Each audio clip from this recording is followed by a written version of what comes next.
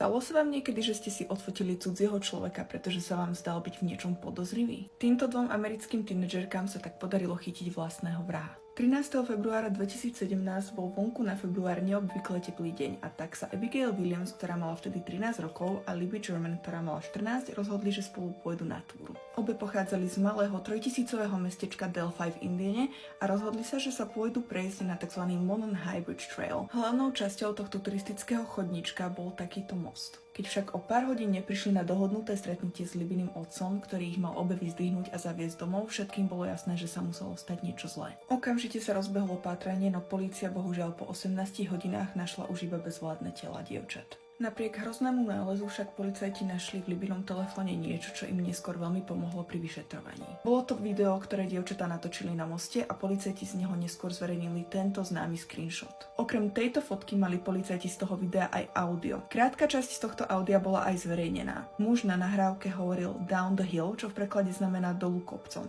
Tela dievčat sa pritom našli pod kopcom, takže bolo viac než zrejmé, že tento záhadný muž z videa je pravdepodobným páchateľom. Napriek tomu, že polícia zverejnila tieto materiály, sa roky nepodarilo identifikovať muža z mostu. V roku 2019 dokonca policajti vyhotovili aj tento sketch, avšak nepomohlo to. Neskôr v roku 2021 sa stalo, že sa prípad pohne konečne tým správnym smerom, keď polícia opäť zažiadala verejnosť o pomoc.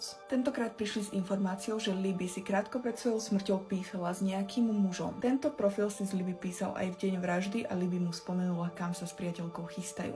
A krátko po vražde prestal byť aktívny. Nakoniec sa polícii podarilo zistiť, že za týmto profilom bol 28-ročný Keegan Klein, ktorý bol síce usvedčený pedofil, ale s vraždou Libby a Abby nemal nič spoločné. Muža z mosta sa konečne podarilo identifikovať a obviniť až v októbri v roku 2022 a bol ním 50-ročný Richard Allen. Tento napoľad nenápadný chlapík bol tiež obyvateľom mesta Delphi, tak ako aj dievčatá, a pracoval v miestnej lekárni CVS. Podľa obvinenia prinútil dievčatá, aby ho nasledovali tak, že im k hlave priložil zbraň. Usvedčila ho jediná malá guľka, ktorú našli na mieste činu. Policajti totiž zistili, že pochádza z jeho zbrane. Do hľadáčika polície sa pritom Allen dostal už v roku 2017, tesne po vražde. Vtedy svedkovia vypovedali, že videli na mieste činu jeho auto. A on vtedy priznal, že sa bol tiež prejsť v okolí tejto trasy, no úplne poprel, že by bol dievčatá vôbec stretol. Súd s ním ešte stále prebieha a tak si budú musieť rodiny dievčat na spravodlivosť nejaký čas ešte počkať. Avšak jedno je isté, keď dievčatá nemali dosť odvahy zachytiť ho na kameru, možno by ho polícia hľadala dodnes.